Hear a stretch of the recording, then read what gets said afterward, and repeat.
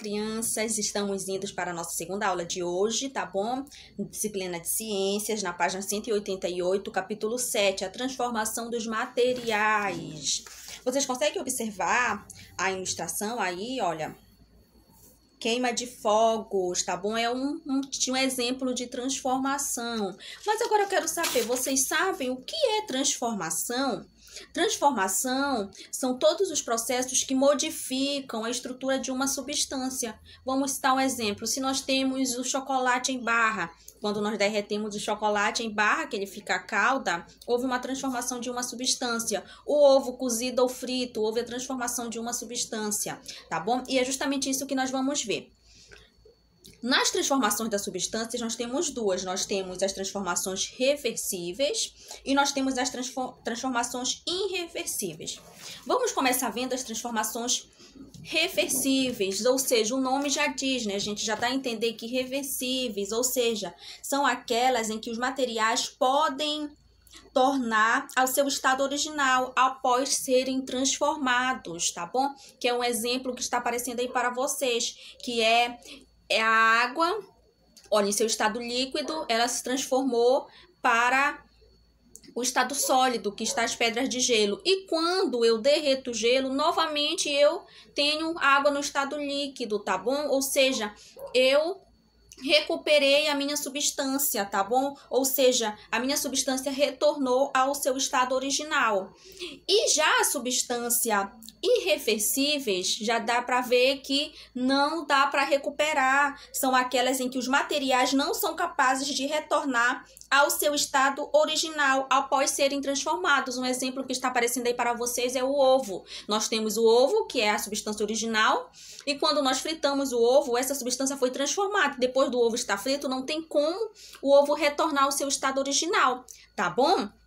Além disso, nós temos as irmãzinhas dessas substâncias que são parecidas, tá bom? Que elas são ligadas, que são as transformações físicas e as transformações químicas, tá bom?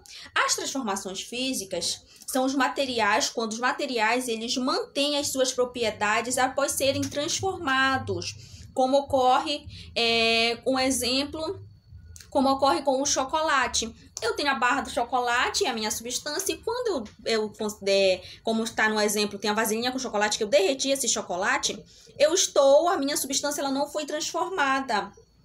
A minha substância ela mantém a mesma propriedade, ela continua sendo chocolate, tudo bem? Então, geralmente, as transformações físicas elas vão estar atreladas, tá bom? Às transformações reversíveis. Geralmente, a transformação física vai estar atrelada à transformação reversível, tá bom? Já a transformação química são chamadas também de reações químicas, né? As transformações químicas também vocês podem ver em chamadas de reações químicas.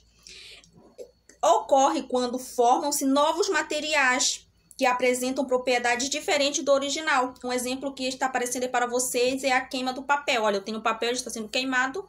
Quando eu queimo esse papel, ele se transforma em outro material, na cinza. E eu não consigo também recuperar esse material. Então, observe que as transformações irreversíveis com a transformação química ou reações químicas, elas sempre estão atreladas, tá bom? Então, todas as vezes que o meu material ele é transformado e que eu não consigo recuperar esse meu material nessa transformação ao original, ele é uma transformação irreversível, não consigo recuperar. Assim como é uma transformação química, tá bom? Uma transformação química ou reações químicas, que após a transformação, o meu material ele foi transformado, ele deixou de ser o que ele era, que é um exemplo do papel. Olha, a cinza. A cinza não é um papel, ela deixou de ser um papel. Tudo bem? Agora vamos às nossas atividades. As nossas atividades vocês vão praticar tudo que nós acabamos de ver, tá? Vai ser bem simples. Nas nossas atividades nós temos a página 194 e a página 195 do livro didático de vocês. A primeira questão é bem simples. Descreva o tipo de transformação envolvida em cada uma das situações a seguir. Para isso, utilize as palavras abaixo, que tem aqui química, física, reversível e irreversível. Aí vocês vão ver.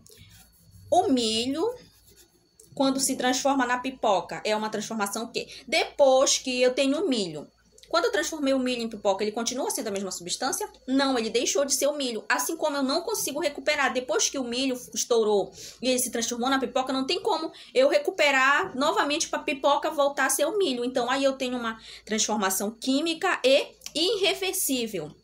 Aqui o exemplo do chocolate eu dei para vocês ainda há pouco, vocês já lembram. Nós temos o exemplo do tomate. Quando o tomate ele está verde e ele fica maduro, tem como eu recuperar o tomate novamente?